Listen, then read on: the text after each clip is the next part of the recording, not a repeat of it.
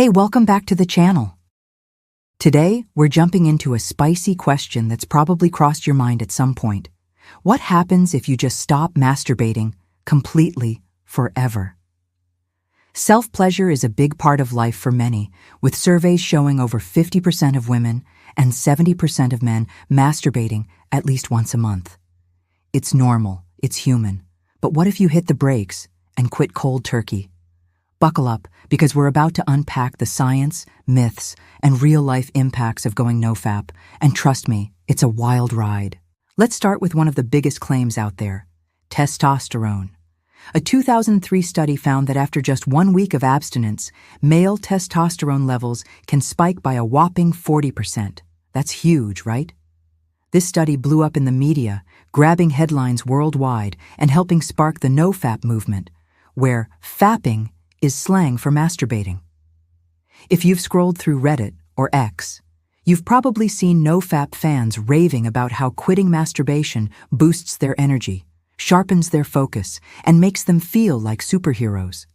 They also claim it improves sexual performance, increases sperm quality, and ramps up motivation, self-confidence, and happiness. Sounds like a game changer, but is it too good to be true? Let's dig into the science to find out. Here's the catch with that testosterone study. While it showed a 40% spike after 7 days, levels dropped back to normal by day 8, with no clear explanation. It's like your body's saying, "Nice try, but we're back to business as usual." Other studies on abstinence have found no consistent difference in testosterone levels between those who masturbate and those who don't. So, what's going on? It's possible that other lifestyle changes, like eating healthier, hitting the gym, or even getting more sleep, are behind the boosts people report when they quit masturbating. For example, cutting out processed foods or lifting weights can naturally increase testosterone, so it's easy to misattribute those gains to abstinence alone. Imagine someone starts NoFap, swaps burgers for salads, and suddenly feels like a rock star.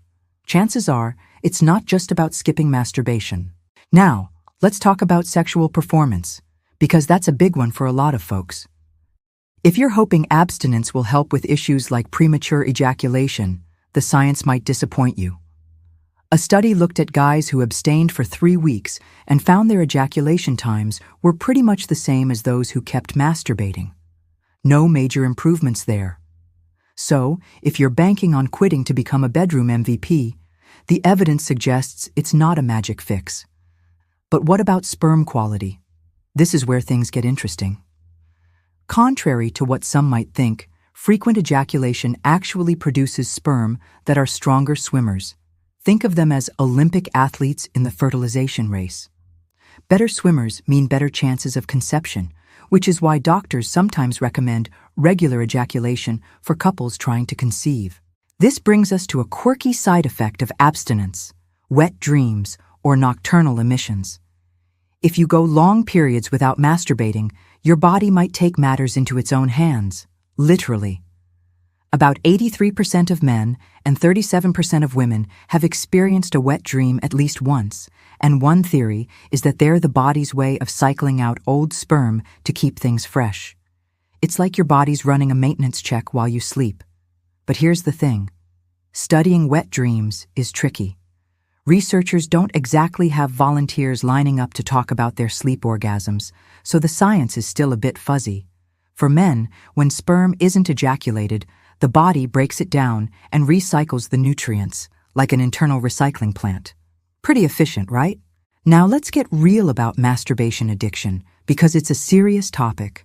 For some, masturbating too often can become a habit that messes with their motivation, self-esteem, and overall happiness. Here's why. Masturbation triggers a release of dopamine and serotonin, the brain's feel-good neurotransmitters that light up your reward system.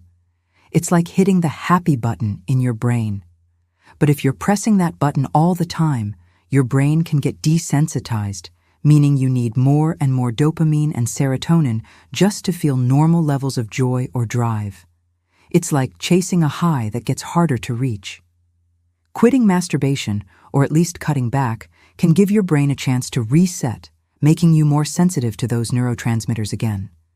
Imagine it like rebooting a sluggish computer. Suddenly, everything runs smoother.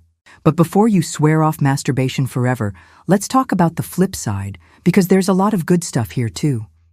Science shows masturbation has some legit health benefits. It can help you fall asleep faster, perfect for those nights you're tossing and turning. It also reduces stress and even eases physical pain, thanks to the release of endorphins, your body's natural painkillers. Plus, it can give your immune system a boost, which is a win during cold season. For men, there's an even bigger perk. Regular ejaculation might lower the risk of prostate cancer. That's not just a feel-good benefit, it could be a lifesaver. For women, the data is less extensive, but so far, polishing the pearl seems to be mostly positive, with no major downsides. Studies have focused more on men, but the evidence we have suggests masturbation is a healthy part of life for women too. So, should you stop masturbating? It depends on you. If you feel like it's become a habit that's holding you back, maybe you're spending hours a day on it or it's affecting your relationships, then taking a break could be a game changer. Some people who've gone NoFap share stories of newfound clarity, better focus, or even stronger connections with others. One guy on X posted about how quitting for a month helped him tackle procrastination and feel more confident at work.